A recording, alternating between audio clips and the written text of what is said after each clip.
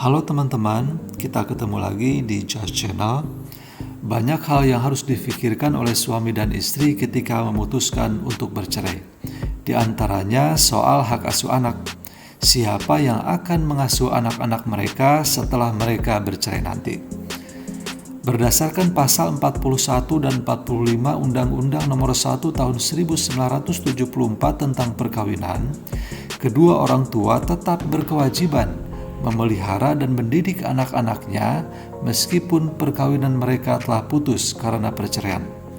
Maknanya, meskipun telah bercerai, suami dan istri tetap memegang hak asuh anak secara bersama-sama seperti sebelum terjadinya perceraian. Suami dan istri masing-masing harus berkontribusi dalam upaya memelihara dan mendidik anak-anaknya, baik dalam bentuk moral, misalnya perhatian dan kasih sayang, maupun dalam bentuk material.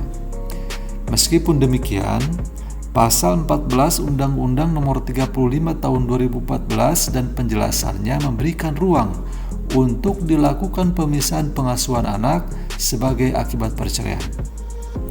Dengan catatan harus mengutamakan kepentingan terbaik bagi anak dan merupakan pertimbangan terakhir. Artinya, pemisahan pengasuhan anak adalah jalan terakhir setelah upaya pengasuhan bersama tidak dapat dilakukan. Ketika suami dan istri bercerai dan mereka berselisih mengenai penguasaan anak, maka pemisahan pengasuhan anak dapat dilakukan. Istri sebagai ibu dan suami sebagai ayah dapat meminta kepada pengadilan agar ia ditetapkan sebagai orang yang mengasuh terhadap anak-anak mereka. Lalu, siapakah yang lebih berhak mengasuh anak setelah terjadinya perceraian orang tua? Mengenai siapa yang lebih berhak mengasuh anak setelah terjadinya perceraian, Undang-Undang Nomor 1 Tahun 1974 dan Undang-Undang Nomor 23 Tahun 2002 dan perubahannya tidak memberikan pengaturan secara jelas. Pengaturan secara jelas terkait hal ini hanya dijumpai dalam pasal 105 Kompilasi Hukum Islam. Berdasarkan ketentuan ini, pemeliharaan anak yang belum mumayyiz atau belum berumur 12 tahun adalah hak ibunya.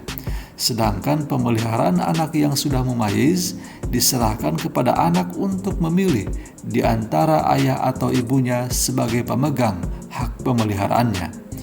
Pemeliharaan anak yang berumur di bawah 12 tahun hanya bisa dialihkan dari ibu kepada ayahnya apabila ibu dianggap tidak cakap, mengabaikan, atau mempunyai perilaku buruk yang akan menghambat pertumbuhan jasmani, rohani, dan kecerdasan intelektual serta agama anak. Sudah jelas ya teman-teman? Demikian informasi seputar hak asuh anak setelah terjadinya perceraian orang tua. Semoga informasi ini bermanfaat.